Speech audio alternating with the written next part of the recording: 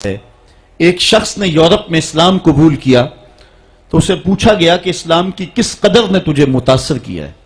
تو وہ کہنے لگا کہ سیرت کا صرف ایک واقعہ میری ہدایت کا سبب بن گیا۔ وہ کون سا واقعہ تھا جو تیرے لیے رہنمائی کا سبب بنا؟ اس نے کہا حضور کی مجلس لگی ہے، لوگوں کا ہجوم ہے، ایک آدمی اٹھ کے کھڑا ہوتا ہے، حضور میرا بیٹا 2-3 دن سے گم ہے، مل نہیں رہا، آپ دعا کر دیں وہ مجھے مل جائے۔ قبل اس سے کہ حضور دعا کے لیے ہاتھ اٹھاتے اور اس کا بیٹا مل جاتا اور دعا باب اجابت تک پہنچتی، ایک دوسرا شخص جو دیر سے آیا تھا وہ دروازے پہ کھڑا ہو گیا، عرض گزار ہوا حضور میں اس کے بچے کو شکل سے پہچانتا ہوں،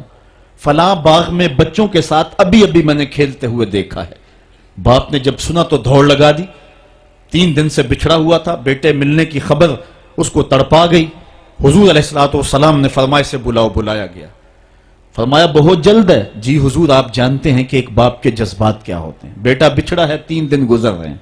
الگ تڑپ رہا ہوں، اس کی ماں بے چین ہے، 3 دن سے کچھ کھایا نہیں کچھ پیا نہیں، میں چاہتا ہوں بہت جلد جا کے اپنی آنکھوں کو ٹھنڈا کروں اور اس کی ممتا تک اس کے بیٹے کو بھی پہنچاؤں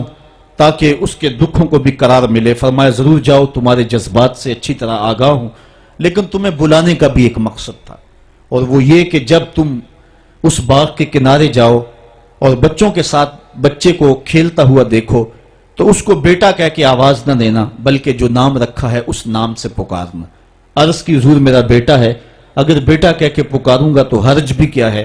فرمایا تم 3 دنوں سے بچھڑے ہو، تمہارے لہجے میں بلا کی مٹھاس ہوگی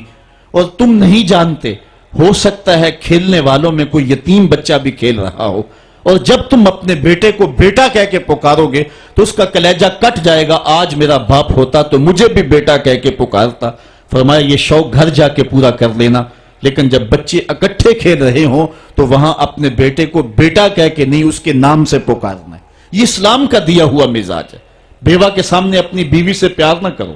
غریب کے سامنے اپنی دولت کی نمائش نہ کرو، بلکہ حضور نے یہاں تک فرمایا اپنے گوشت کی خوشبو سے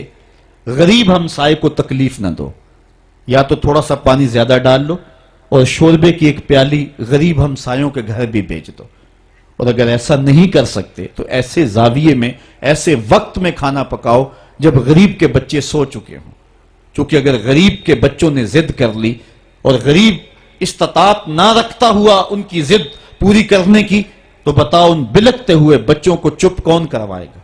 ان کے بہتے ہوئے آنسوں کو کون پوچھے گا؟ وہ کیا کسی نے کہا تھا دوپہر کو سلا دیتی ہے بچوں کو وہ اس ڈر سے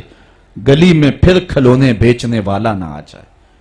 ہمیں اسلام نے یہ تعلیم دی ہے، دکھیوں کی نزاکت قلبیہ کا اتنا خیال، اتنا لحاظ، یہ ایک پیغمبر کی زندگی ہوتی۔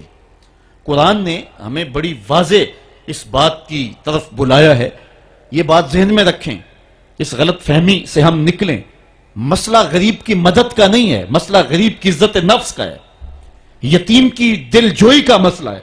قرآن مجید میں اٹھائیں، اللہ تعالیٰ ارشاد فرماتا ہے یہ وہ بد نصیب لوگ ہیں کہ جو یتیموں کو دھکے دیتے ہیں، اور دوسرے مقام پہ ارشاد فرمایا کہ کلا بل لا تکرمون الیتیم، یہ یتیم کی تکریم نہیں کرتے۔ یتیم کو کھانا دینا اور بات ہے، اس کی تکریم اور اس کی عزت کے ساتھ اس کو کھانا دینا یہ اور بات ہے۔ یار بچا ہوا کھانا تو کتے کو بھی ڈالا جا سکتا ہے، بچی ہوئی دیکھ بار پھینکنے کی بجائے کسی کے منہ میں پڑ جائے یہ بات نہیں ہے، بات یہ ہے کہ اس کو تکریم دیتے ہیں یا نہیں دیتے ہیں۔ یہ جو عید کے موقع پہ غریبوں کو لائن میں کھڑا کر کے عید پیکج دے رہے ہوتے ہیں اور 10 اخبارات کے اندر تصویریں چھپتی ہیں اور بندہ اپنی اس نفسانی تسکین کو روحانی تسکین سمجھ رہا ہوتا ہے کہ وہ سمجھتا ہے کہ میں بہت نیکی کا کام کر رہا ہوں، بہت بڑا سماجی کارکن ہوں۔ ذرا غور کرے کہ اس نے غریبوں کی غربت کا مذاق تو نہیں اڑایا؟ اس لائن کے اندر جہاں غریب، یتیم اور لاچار کھڑے ہو کر کے تصویریں کھچوا رہے ہیں، اگر اس کی بیٹی کو اس لائن میں کھڑا ہونا پڑتا تو اس کے جذبات کیا ہوتے؟ اس کی بیوہ بیوی ہو جائے اور اس کو اس لائن میں کھڑا ہونا پڑے تو اس کے جذبات کا عالم کیا ہے؟